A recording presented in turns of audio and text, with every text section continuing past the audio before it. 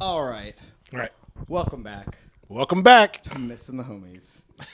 All right, we're gonna get. I'm just skipping right into it because I don't want to do any more table setting. I just want to talk about the comics. I'm Okay, cool. excited. All right, we're gonna talk So comics. cheers. Absolutely. I can't take my first Right. sip, and I'm Cheers. parched. Cheers.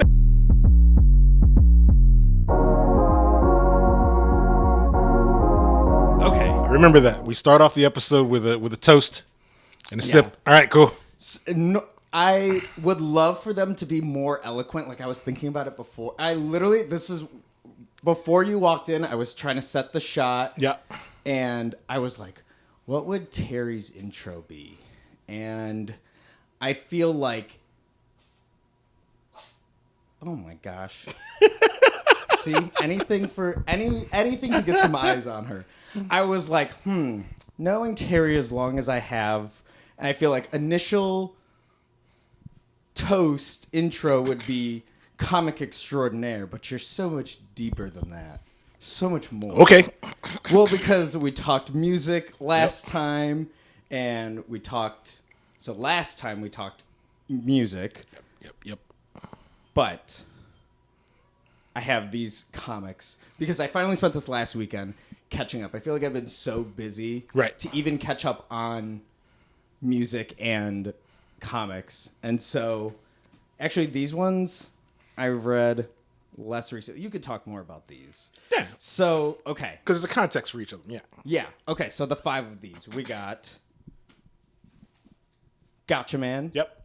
Science Ninjas. Yep. Secret Wars. Yep. That is a reprint of Secret Wars #1 from 1986, I think. Yeah. The Flash. It's a reprint of Flash 123, which is the Flash of Two Worlds story. It's the first time that Barry Allen, the Flash, meets Jay Garrick, the Flash.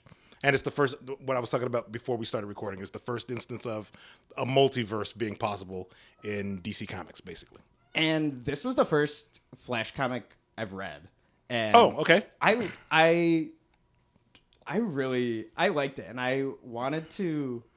Oh my gosh, this is where I've had so many questions too. Okay.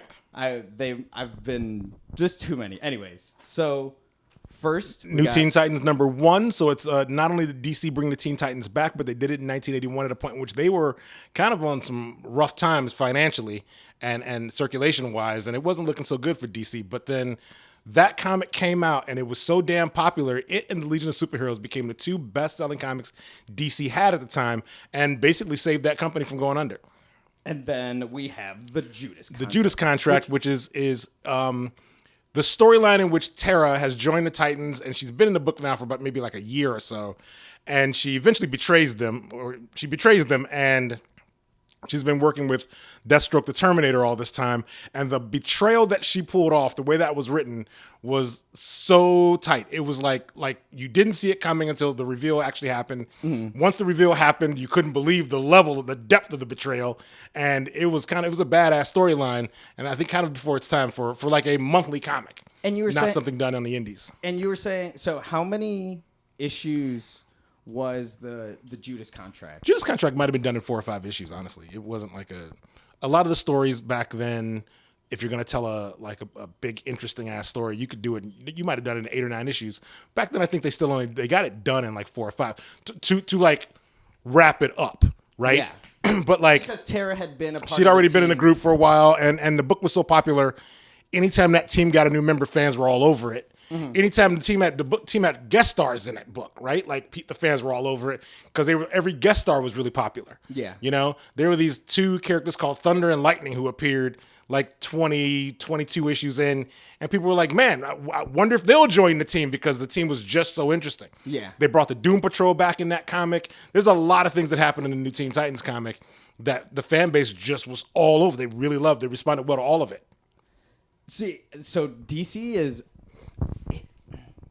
It's weird because I feel like my DC knowledge is like, from what I know about the DC universe, I feel like it's so small, but I feel like I've watched the most DC content. I mean, not outside of the MCU. Like before that.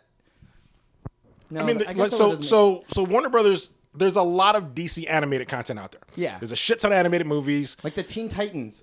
Yeah. This was the your introduction to the Teen Titans, and my introduction was the Cartoon Network show. My introduction to Teen Titans would have been even earlier than that. Right? Okay. Because that was about 81. I was reading the Teen Titans and other comics in the mid 70s, right? So I was already familiar with half of the team. And here was the other interesting part about it, right?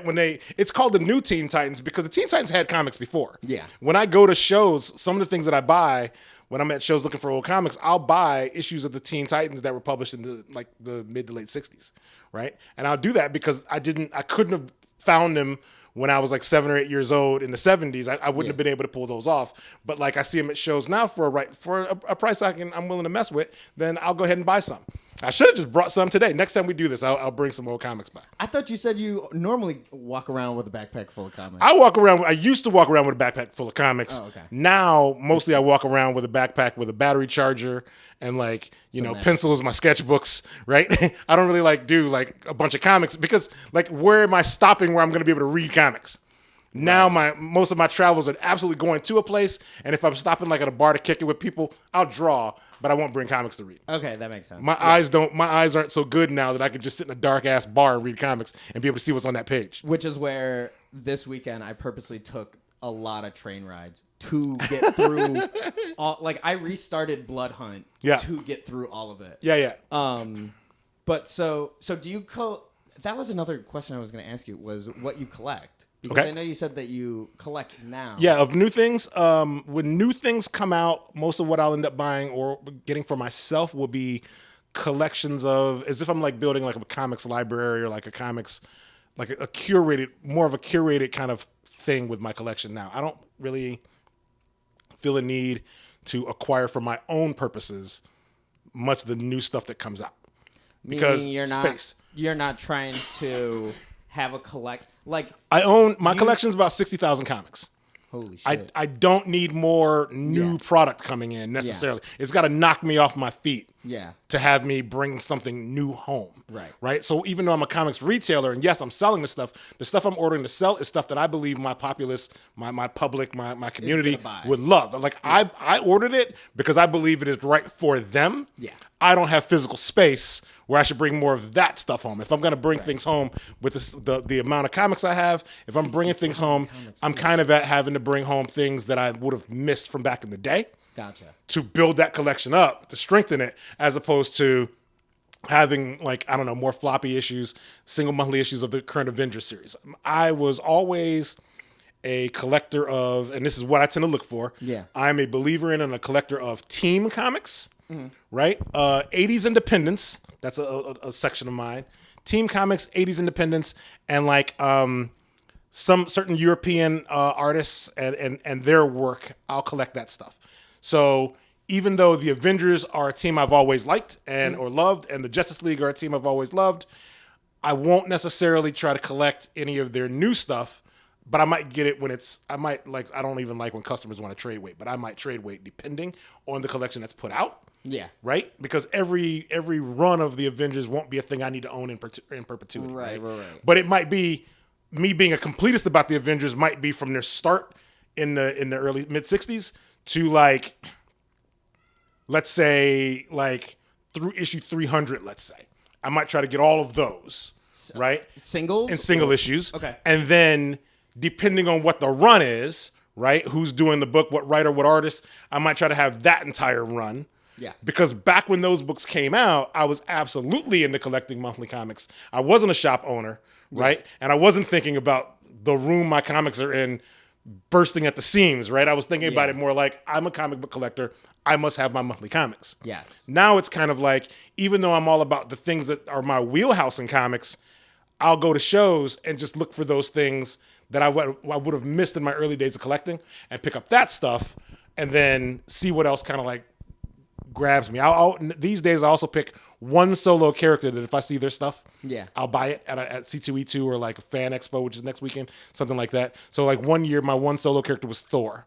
So if I saw Thor comics within a certain range, of year, right, publication, then I would buy them if they were for the right price. I wouldn't buy any Thor. Do you only look at year, or are you looking at artist? Are you looking at cover, or what? When I am looking at years, sometimes I have to ignore artists because the year becomes important. The year is really about the era Or the writer, I guess. or like even then, it's like so.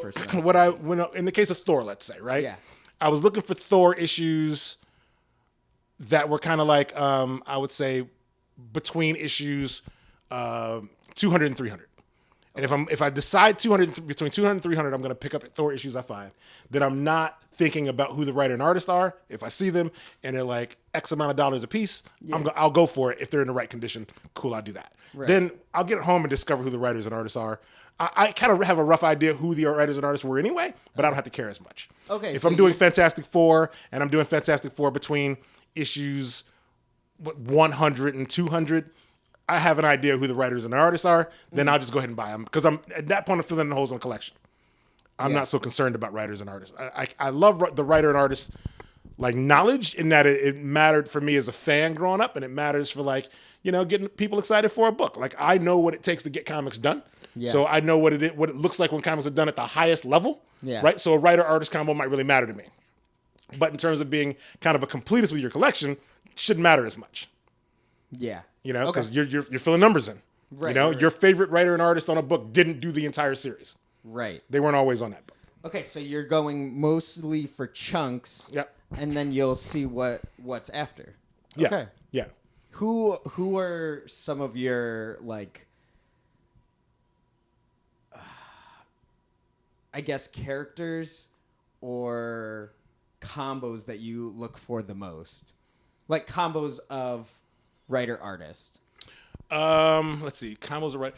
I don't know that I look for writer artist combos that I look for them specifically, only because I was so into it when I started collecting in general.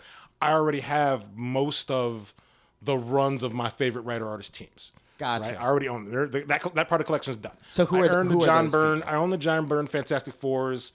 I own most of the Claremont and Cockrum X-Men and Claremont and Byrne X-Men. I own a large chunk of, if not all of, the Frank Miller Daredevil runs, the Walter Simonson Thors, like the Paul Levitz, Keith Giffen Legion of Superheroes. I own all of that. I probably own every issue of Legion of Superheroes from issue 200 to throughout the rest of the publication. From 200 on, I'm pretty sure I own everything Legion of Superheroes ever published. And prior to that point, when we're talking about Adventure Comics, the way they were done, it was Adventure Comics featuring the Legion of Superheroes. I'm probably only missing about 25 issues of that run. That if we went from, say, let's go issue 200 or 300. Adventure Comics is numbered a little differently. Yeah. Right? So like Adventure Comics, there's a brick. So like the Legion of Superheroes' first appearance is Adventure number 247. And I don't own 247. That's my holy grail book. Like if I get that issue, I don't have to buy anything else. Like Adventure Comics number 247. Right now it's out there for in a condition I might be able to afford. Its affordable price is in that like $5,000 range, and that's not affordable for me. Yeah. So that's why I don't own it. But from 300 on for Adventure Comics. Yeah, for Adventure Comics, I probably own 75% of those books. And they were all done. They started out pre-1960s, right? So, because I'm a huge Legion fan. So, like, for most of that, I've got most of that run, and I own multiple copies of most of that run. Gotcha. Right? But not the first 100 issues? I don't have... In the ones that are pre-issue 300, I've got a few, but they also don't all star the Legion, right? The Legion... Because they were Adventure Comics had a rotating cast. At times, right? So Supergirl was in it a lot. Aquaman was in it for a while. And then at one point, the Legion of Superheroes, they debut, and then they kind of go away. They're not in the book for a while. And then at some point, they're back in the book, and it kind of just becomes their book. Who is the Legion of Superhero? Legion... of Superheroes? Yes. They are essentially start out as... Again, my DC knowledge... knowledge... it's okay. So let's start with Superman. Okay. Superman, before he became Superman, he was living in Smallville. He was Superboy. Yeah. So he was still, being a superhero even then. And occasionally he found out that he had the power, if he flew fast enough, he could break the time barrier and go to the future. Or the past, right? But he would go to the future quite a bit. He would go to the future when he would go 1,000 years in the future. And when he did, he would hang out with these other teenagers with superpowers, just not like his. Gotcha. Right? And they were called the Legion of Superheroes. Gotcha. Initially, what they do is they come back to the past and they recruit him. But after he's recruited, he goes back and forth a bit. But then for large chunks of time, he stays in the future because he knows that when he wants to go back to the past, he can go back to right before he left. So he can stay for years in the future and then just come back. And Gotcha. It's like he never left, right? So that's basically who the Legion are. They start out as 3 teenagers with superpowers from other planets. Superboy. Superboy's not an original member. Oh.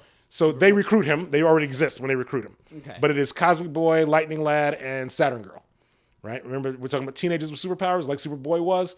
So everybody has like a teenager with superpowers kind of name, right? Yeah. Okay. Superman, Cosmic Boy. Yep, exactly. And Saturn then Girl. right. And Lightning Lad. And then at some point, they recruit other members from around the galaxy. Okay. Right. The rule is you can't duplicate anybody's powers. So everyone who joins has to have a different power. That's the one requirement. There's multiple requirements. You can't. Well, at the various rules they had, you can't be married. Okay. Because there was, I think they don't want you tied down. Well, I think one of the real issues was a lot of comics in the 50s were aimed at kids, so they were trying to keep kids reading. And if the idea was if the characters in the book got married, now they're acting like adults, and then kids won't be as interested. So if characters were going to grow up and get married, they had to leave the team. I see the logic. Yes, and this is what happened a few times. Characters would date, and then they would decide to get married, and they would actually leave the team. Who was the first? Who? I think the first time it happened, it might have been. Lightning Lad. Well, he married Saturn Girl eventually, but I don't think it was first. I think that the first time it happened, it might have been Starboy and who the fuck? Phantom Girl? No, Starboy and Lightning Lass. They dated. But Lightning so did Lass. Lightning Lad had a sister. Yeah. But there was also like Karate Kid and Projectra. They got married and left. He was Karate Kid, and she was Princess Projectra. They got married later on, but the first time it happened, I think it had to be. It was Bouncing Boy and Duo Damsel. That's what it was. And Bouncing Boy. Bouncing Boy. He had the power to inflate himself like a ball. Okay. And then bounce, right? Yeah. It ricochet off of shit, right? They were the first ones who got married and had to leave. I'm pretty sure it was them. They had to leave. Yeah, it was a rule. You couldn't be married and stay. Okay. If you killed somebody, you had to leave. Like, you're going to jail anyway, but like, no murder, no killing. Okay. And the one way that people would join is they would have these like tryouts. So a comic would get done like once a year, every other year, where Action Comics tryouts. It would be like a group of superheroes would show up to their headquarters and like, we're here to try out, because they would like announce we're having tryouts. Yeah. And then it would be like trying out for the football team or like the soccer team or whatever the fuck. Yeah. It'd be like, okay, cool, man. What planet are you from? What are your powers? And then somebody would be like, okay, my name is Tom Kaler. I have the power to make things heavy. I call myself Starboy. Yeah. They were like, you know what? Making things heavy, that's kind of cool. Yeah, man. All right, you're in. But it'd be like, yeah, my name is Chlorophyll Kid, and I have the power to like make plants grow faster. But what if we're on a planet that doesn't have any plants? I'm there. I can drive. Right. Then it'd be like, well, dude, I don't know what you can join, but then like, snacks. So he would end up getting rejected. And then what ended up happening was have like this running retainer of like B-listers? Yeah, they're called the Legion of Substitute Heroes. And so those guys all hang out together because they're dudes who couldn't control their powers. Because they were like, we're gonna understudies. We're gonna try to get better with our powers. And then like one day maybe they'll we'll apply again. We'll stick around. If something happens to the Legion and then on Earth to help defend Earth or whatever the fuck, we'll step right in, right? And it was like it was kind of cool. Yeah. They were clearly like the loser team, but you as a fan could see this potential in the loser team. Be like, man. You know what? If they were written differently, they wouldn't be losers, right? They could have made it if a different writer read it. Cool. Yeah. But they kind of suck. And 100% over time, some of those dudes made it because some writer would be like, nah, you got that guy all wrong. I got this, right? Or that was a dumb reason that he couldn't control his power. Why don't we just let's fix that in the writing. Yeah. Yeah. Oh my gosh. Okay, so that's the Legion of Superheroes. Okay, so who is your favorite iteration of the Legion of Superheroes? Your favorite team? Definitely the Paul Levitz written and Keith Giffen drawn era of the Legion, which pretty much would have been like mid 80s. Yeah, it's mid 80s, I think is the right way to say it. So like 84 to 85. Probably 80, maybe like 84 to like 88, somewhere in there. Maybe even all the way up to 90. But I was buying it every month, no matter what. Yeah. But like it basically you were starts. already in. Yeah, it's basically the moment Paul Levitz started writing, I probably already noticed a difference in the tone of the group of the book. Mm-hmm. And then Keith Giffen came on at some point. And the beauty of Keith Giffen's art, he's kind of a crazy person. I didn't realize it at the time, but Keith Giffen had this supreme talent to pick an artist that he felt represented the way he wanted the book to look, and he would just copy that guy. He would draw like that guy. Okay. So eventually I realized he was drawing that early part of his run. He was just drawing like Jim Starlin. Jim Starlin's the guy who created Thanos. He created Dreadstar. He created a lot of like Captain Marvel, like Marvel, right? Yeah. Jim Starlin is responsible for a lot of cosmic Marvel stuff. Gotcha. That stuck around and like really stood the test of time. Like Starlin was the guy you went to for cosmic weird like cool shit, and like even when he wasn't working for DC or Marvel in terms of like their kind of mainline stuff, the stuff he was doing in the indie scene was just as wild. And Giffen wanted the Legion to absolutely feel like a science fiction book. Yeah. Right? To feel like also superhero, but definitely science fiction. But give it the oomph of have a certain kind of look that he thought would fit it. And so he was drawing it like Jim Starlin would draw it. And I don't think I caught on at first. I just thought, man, I love this dude's art. You're like, whoa, this is cool. I want to draw like this guy someday, you know? And then I didn't realize it until the team went through a change. The tone changed. Then he started drawing like this Mexican artist named, I think his name is Jose Munoz, which is a very ink-heavy, dramatic art style. It would be very difficult to naturally go from that Starlin-like style to this style. Yeah. And then he just kept doing like different art styles and other things that he did. And it was like, like imagine that somebody's drawing a comic and one day they're drawing it like Batman the animated series, right? Like they're giving it that Johnny Quest, Alex Toth look, right? Then the next thing, like 2 years later, your comic looks like somebody's inspired by a graffiti artist. And like the tone is the right tone. It was that dramatic of art. 100%. Changes. Yeah. Interesting. Yeah. And he got in trouble for it because he was blatantly ripping these guys off and giving them no credit, right? So like at some point, like folks who knew and were saying something. Getting pissed. Yeah, like they were at least like, what's up with this dude, DC? Like he's lifting whole pages from whole scenes from other people's books, which he kind of was, especially when he got to drawing like this dude named Philippe Droulier. He's like a French artist. He's one of my favorite artists of all time, right? I think one of his books got passed around at Meetup. Yeah, I probably brought it to Meetup. Mm-hmm. Yeah. It was like I'm reading it. And the Droulier thing started back when he was being Jim Starlin. Oh my gosh! You know, yeah. So he's aping two artists at the same damn time. Right? Droulier is in my. Oh my gosh, that's so funny that you say that because I have. Don't close any of my tabs, and I have one. I have one of the tabs, and it's with Droulier. Oh no, it's Metal Hurlant. Howling Metal. Metal Hurlant is the French name for heavy metal magazine. I don't know why I was okay. Never well, mind. It's okay. It would have come up in the conversation because Droulier did work for Metal Hurlant. Oh, maybe that's how I got there. Yeah, that's what it would have been. It would have been Philippe Droulier. It would have been Inky Bilal. It would have been Jean Giraud or Moebius. It would have been those guys. All those dudes were doing Metal Hurlant. Moebius is the only one that I like can picture the style of. Yeah. And I like. Oh. Well, that means so that they're two art styles, same guy. Mm-hmm. Because Jean Giraud's art looks nothing like Moebius's art. Yeah. Right? Moebius's art looks nothing like Jean Giraud's art, and they're the same fucking guy. You just think that like they're the same guy. He tried to he got so bored of art in a couple of things, but I'm like, oh, this is really cool. Like I've seen the Silver Surfer. Yeah, that's the Moebius, the parable. The parable. Yeah, that was Stanley. Really cool. Yeah. And there was one other thing that I saw, but I like. But so they're the same person. Yeah. Giraud got really kind of fed up doing what he was doing for the publishers he's doing it for. And the best way to describe it is he disappeared on them while owing them work and went to Mexico and got high a lot.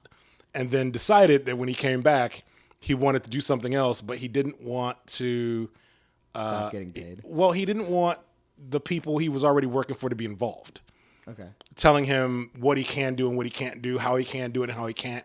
So he started doing some album covers for friends of his and bands and things. Yeah. But he would put Mobius or M or whatever and just not claim it, right? Yeah. And then at some point he realized, holy shit, like nobody realizes I did that. I can just keep doing that. I can dodge these folks over here until they get tired of me. And make an entire career for myself over here. Let's see if I can. Yeah. And he did. Right? Because what was he doing at first? Wasn't it, what was his big project? Wasn't it like a cowboy magazine? It was Lieutenant Blueberry. Lieutenant Blueberry. I was going to say it was Blueberry. If you get close enough, don't worry, I got you. Yeah.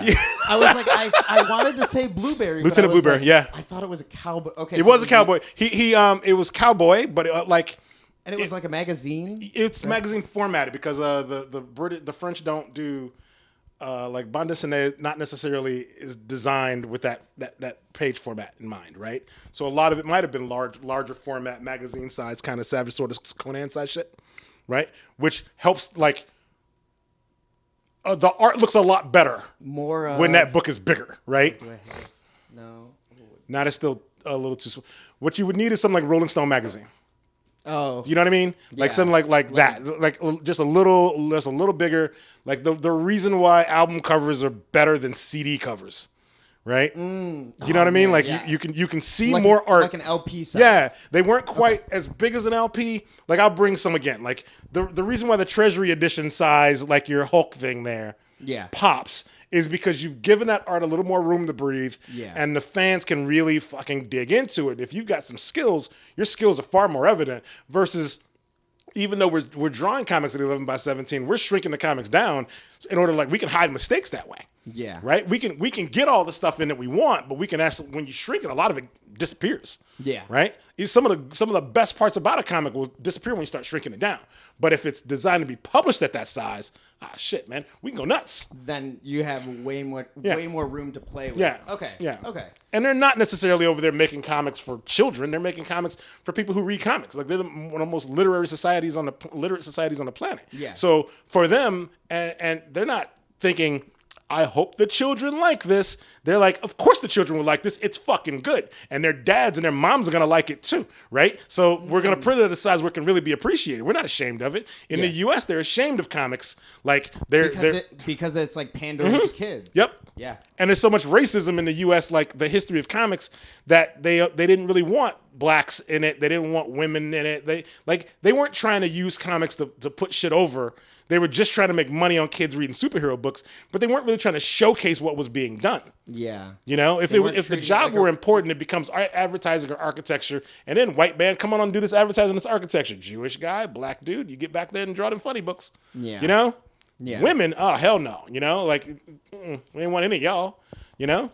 But over there, it's more like shit. This stuff's good. If you're good, let's print it. Good. Let's go. Yeah. Interesting. What other European comics do you read? Did I read? Because they're all hard to get, right? So there's nothing currently. What would end up happening is I will look in the catalog when I'm doing my monthly order, and I'll see that something's being reprinted, like Jacques Tardy. He does kind of like a noir style thing called, I think it was called Torpedo, or like it was based on the Torpedo comic, but there's lots of volumes of them. Mm-hmm. So I'll pick those up, or Hugo Pratt did a Corto Maltese at one point back in the day, and it was kind of like an adventure comic involving ships. Is the best way I can put that. like pirate ships, like naval shipping ships. But just really well done. Okay, you know, like exploration comics. You know what I mean? Like super well done for illustration, and these aren't like a lot of it is just fucking crazy when you think that no one's wearing a cape. Yeah. Like somebody really has to fucking be able to draw an oil tanker, or they Like, have to be able to it's draw just an ice-breaking ship in the Arctic. It's just you know? like beautiful art for the sake of beautiful art. Yeah, yeah. Oh, that's so cool. So it'd be that kind of stuff when I see it, because it would have been when I was growing up chasing comics all around the city to find places to buy them. I had like a mental map of like 20 places I could always get comics from. Yeah. I wouldn't always be able to get the same thing, but if I was looking for something European, there were like 3 places to go, right? Yeah. Or like if I was looking for manga, 3 places to go, right? So if you don't go to one for a while, you'll go there one day and it ain't there no more. And it's not there, and that's some of the places where I found some of my European stuff. That place didn't exist. It was this cool coffee shop and like bookstore down by the water tower. And it was kind of a hole in the wall. Like it looked, the only reason it was inviting at all is because you knew it had a bunch of like non-American publications inside that you weren't finding anywhere else in the city. Okay. But you had to like remember to get that shit on your route because it was down like State Street or Rush Street, somewhere around there. Like, but like it was tucked in between Chicago and like Division. It was, it was like, you know, like it was a mess down there at the time too. Like it wasn't, the water tower was kind of cool and nice because it's very touristy. But 2 blocks west of that wasn't nice and touristy. Right? So when you're down there, it's like, woo, it's fucking weird being down here, but I'm gonna get this cool shit from this bookstore here, and nobody else fucking knows. You know what I mean? Like, or maybe those who knew. Yeah. And then if you know, you know. Yeah, and when you meet people later on, and you find out they're into the same shit you were into, you find out they were getting their stuff someplace else, or the suburban place, or whatever, some like bookstore owned by some old graybeard Gandalf looking ass dude, right? And you wish you knew what that place was because you'd have been there all the time. Well, that's what I like. I mean, you see from all the books here, like we go to a lot of bookstores, and I think like moving to the city has been so much, like there are just so many fucking bookstores in the city now, and it's so cool. And and that's the bookstores that are left, right? There used to be so many more, right? And there were a lot of independent bookstores. Like you could have.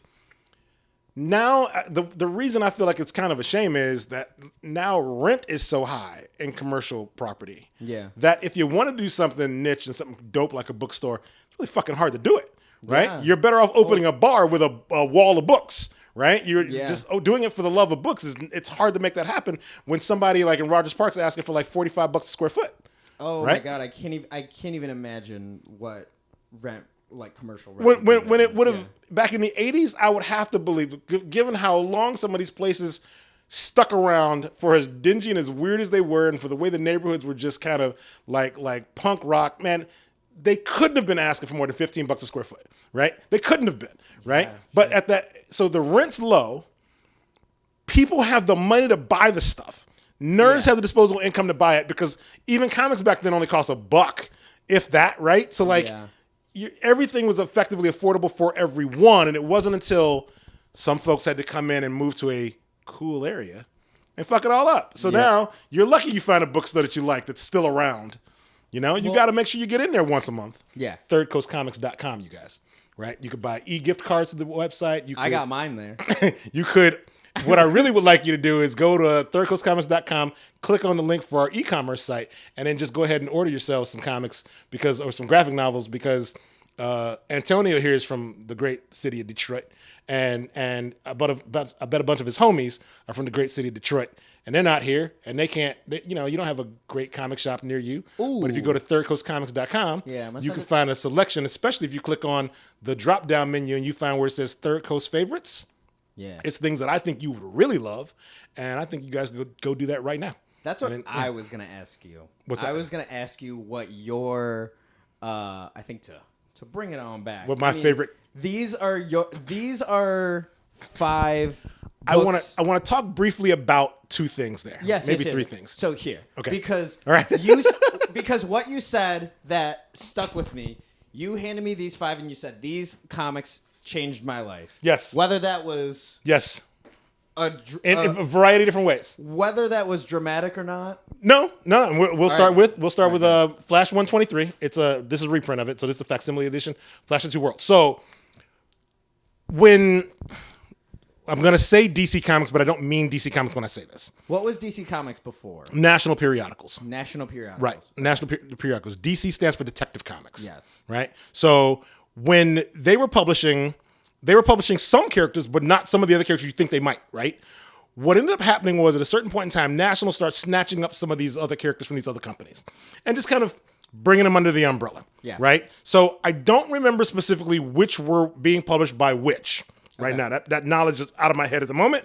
I used to know it. You get to rattle it off easily. But let's just say in DC Comics' history, there was a point in which Superman and the Flash were not in the same universe as the Flash and Green Lantern. It's a real Spider-Man, Hulk, Iron Man, MCU, Sony problem right now. Where they're... That is a good way to put it. Yes, that is a solid way to put it. With this exception, so right, they're in the same universe. So because those characters from Marvel were owned by the rights were owned by different film companies and production houses or whatever, they couldn't be in the same universe, even though you all knew they were Marvel Comics. Yes. The difference here would have been if you were reading these comic books in 1942, they wouldn't have been in the same universe, and you wouldn't have thought they ever would be. Oh, there would have been no reason for you to think because National may have had DC. They might have had Detective Comics with Batman, and they would have had Action Comics with Superman. Someone else had More Fun Comics, for example. More Fun would have had the Spectre and Sandman, right? Hypothetically, Police Comics was Plastic Man. I think it's All Star Comics. Somebody like that would have been Green Lantern and the Flash, hypothetically. But they would have been published by a company with a different name, like All Star Comics, right? But not necessarily put out by National. But as those other comics companies failed or folded or whatever, National snapped them up. Gotcha. Right? And eventually you got a comic book with a bunch of these superheroes in it that might not have still had DC and not have still had Superman and Batman in them, right? But would have had a bunch of other superheroes in them. Because the fan base wasn't saying put every comic in the same damn book. The reason you have the Justice Society of America is because that was all the books that all the characters that a certain group of these guys had, but they weren't putting Superman and Batman in them at the time. They didn't need to. They put 14 other characters in there. Gotcha. Okay. Oh, I was gonna say, Renee, come on in, sit down. No, she just. Oh, she's got earbuds in, right? Are you guys recording? Yeah. Oh, but I was like, come on in, sit down. But I don't care. Go do your thing. Go do your thing. She's going to dinner too. I thought she was going to be here earlier. Oh my gosh. Okay. Anyway. So what ends up happening though is eventually National does practically buy everybody. They buy Wiz Comics, which is that's Captain Marvel Shazam. Okay. They're not even buying them for lots of money. These companies are folding and they're just going to acquiring the assets, right? This is what they're doing. But it only matters during World War II when this is the golden age of comics and comics. These comics are selling like hotcakes. Yeah. By the time we get around to the end of World War II, superhero comics you can't give them away. Like nobody cares anymore. So that's where they're acquiring all of these. They'd already acquired all these characters. They already had all these properties. The only comics that were really selling were basically Batman, Superman, and Wonder Woman. Mm-hmm. Those are the three that were selling. Everything else that was selling was a cowboy comic or some comedian like Bob Hope, right? Or like romance comics were selling. You know, they couldn't really get anything else done. So they got the idea at some point. Now that we're into the 50s, we're into the atomic age. They got the idea to do characters that were a little more sciencey, right? Because we're thinking science fiction. We're thinking atomic age. We want to be in that wheelhouse. They hadn't published a Flash comic in forever, so they come up with a new Flash, and it's Barry Allen. He's a crime scientist and all this shit, right? They come up with a new Green Lantern, and it's Hal Jordan. He's a fighter pilot. He's a test pilot. Okay. Right? Okay. He's you know, they do this for a bunch of their characters and just relaunch the characters. And they know at this point, it's the 50s. The audience for these books are kids again, but they're not the same kids they would have been back in 1942.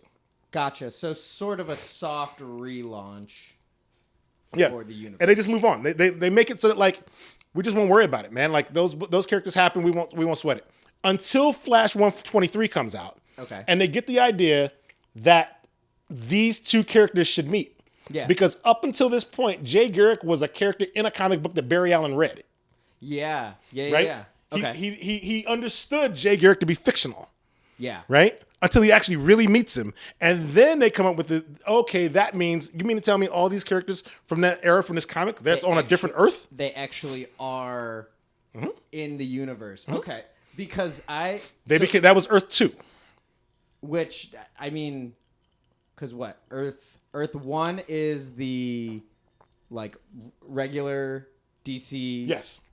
That's a fine way to think about it. The main DC universe. Yep. 2 is the throwback. Golden Age. Yep. 3 is the villains. Villains. Right? Correct. Okay. And then 4 are the Charlton characters. Well, basically what you would think of as Watchmen. Okay. Right. The characters that Watchmen are based on is Earth 4. Oh, okay. Yeah. Okay. That's I know up to Earth 3. Got it. So there was a 5 was revealed at some point. in one of the crises. Probably Crisis on Infinite Earths, and I think they just made that up on the spot. Gotcha. I don't think that ever actually appeared in comics. Earth S and Earth X are the 2 that you saw most frequently in DC Comics. Earth S is where the Shazams ended up. Okay. And Earth X is where the Freedom Fighters were. I don't know. Uncle Sam, the Ray, Doll Man, Black Condor, Phantom Lady. Nope. Did you ever watch the Flash TV show? No, I didn't even know there was a Flash TV show.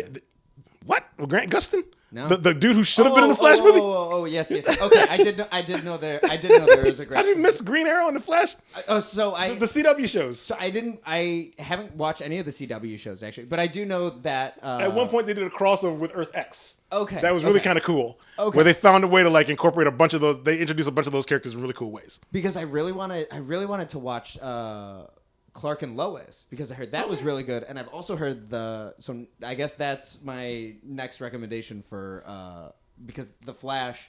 I mean, I really like the comic. Yeah. And I feel like normally I've been going from like movie, TV show to comic. Yeah. So I think it like I don't know. I'm gonna because how many seasons is the Flash? Too many. Didn't it just end? It did. And it might have ended at like season 8, season 9. I don't know. It went a long time. A lot of shark jumping happened in that show. Gotcha. Okay. Right? So like the first four, easily the first 3 seasons was the best damn show on TV. Like it was must watch. Okay. Right? And at some point it got to be like, wait, every season we're doing this thing? Every season we're doing this again? Okay. This seems really familiar. I thought we just did this.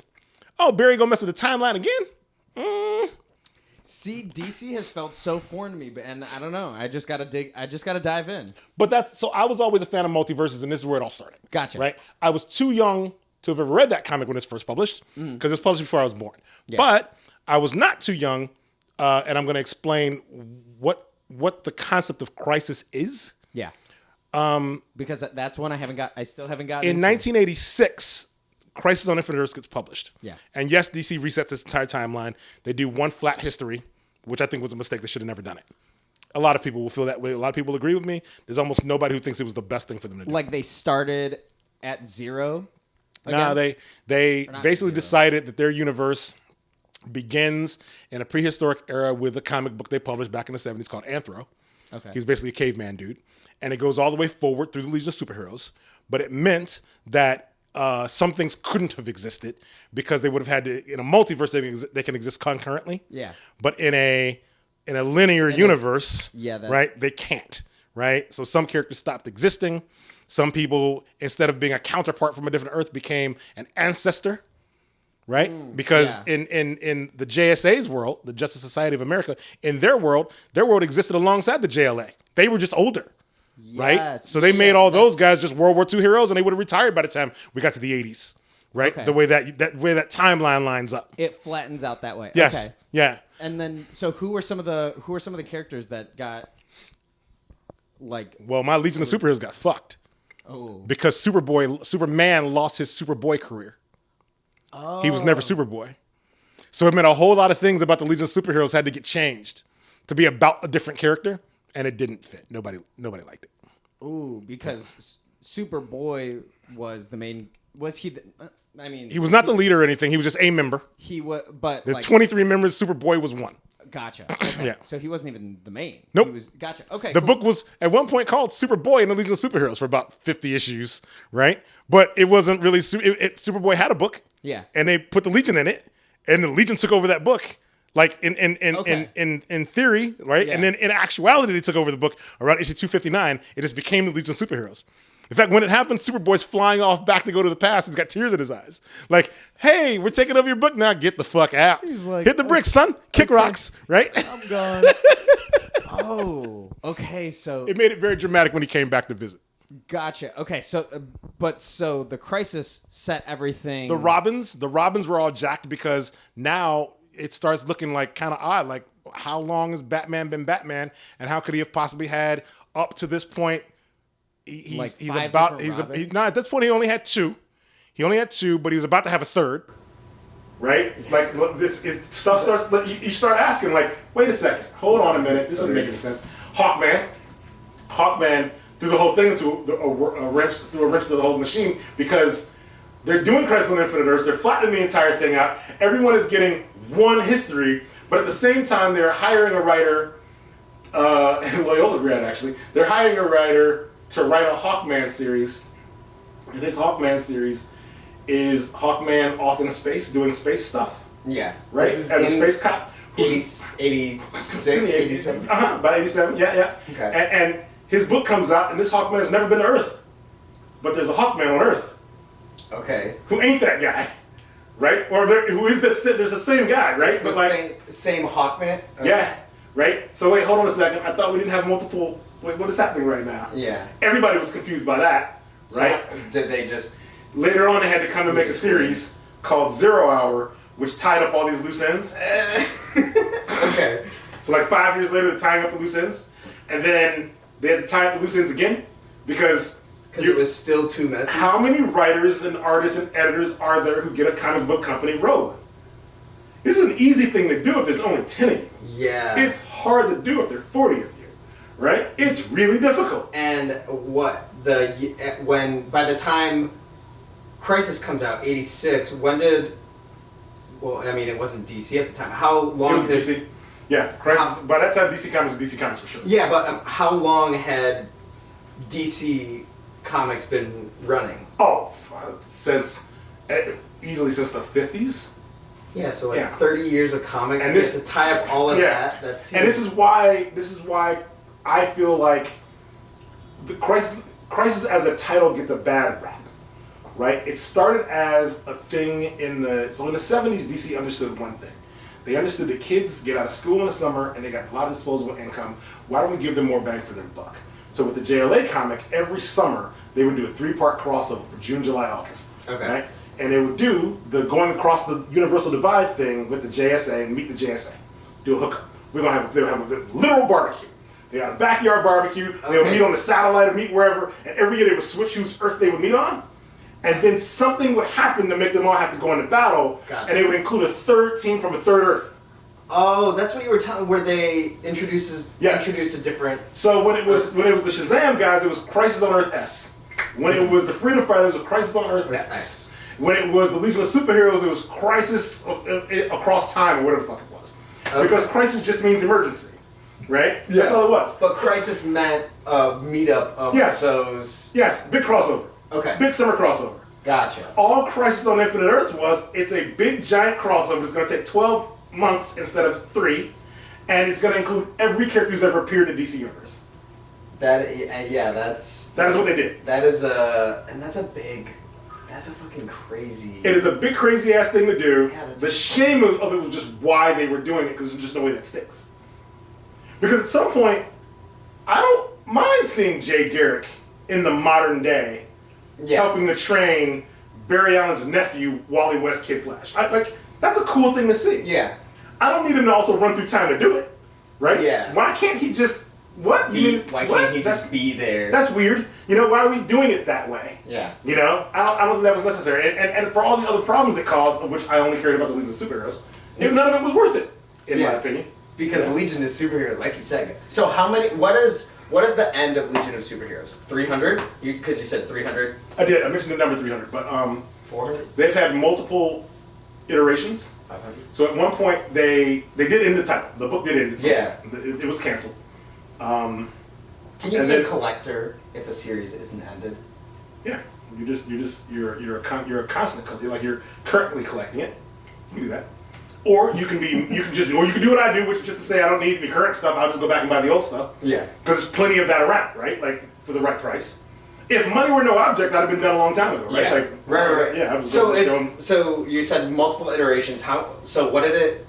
When the first Legion book, when Crisis and 0 Hour and these things were done fucking the Legion of Superheroes over, they relaunched the Legion of Superheroes as a younger version of themselves with a new number 1.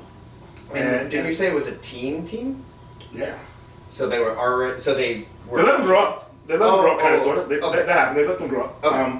But then they de-aged them again. So they made them Yeah. back into a Yeah. teen team. Gotcha. And then they kind of had the tone. The tone of the book felt like what early Legion books felt like. You know, they were teenagers in the future with superpowers, right? And that wasn't. It was a shock, given all the advancements that team had. Yeah. Because going from kids to adults, that's all any of us fans wanted to see was them grow up. Yeah. They finally did, and they de-aged them again and changed the tone. We got over that because the book was good. It was for a long time. Oh, but after Even after that point, aging? yeah, post de-aging, the book was still good. Then somewhere along the way, the book's canceled again. Yo, wait 1 sec. There we go. No flash. No flash, but that's fine. I think it's bright enough in here where that's fine. Right? Yeah. All right. This, due to multiple technical difficulties, we're going to be wrapping up. Which are all my fault, I'm sure. No, switched camera. We got a lot of technical difficulties come and go. I don't But know, the time. technical difficulties started after I got home, so They- if anybody's fault. You know what? We're not blaming nobody. I mean, The vibes are too good, so The vibes are too good. Just wanted to say thanks, Terry. Thanks again for coming through on a Anytime, Monday. absolutely. Nay, thanks for Mondays. popping I in. love the vibes. Shout out to the homies. To the Following homies. Especially you, Demi. To Bill. along. To toast. All right, beautiful. Cut that.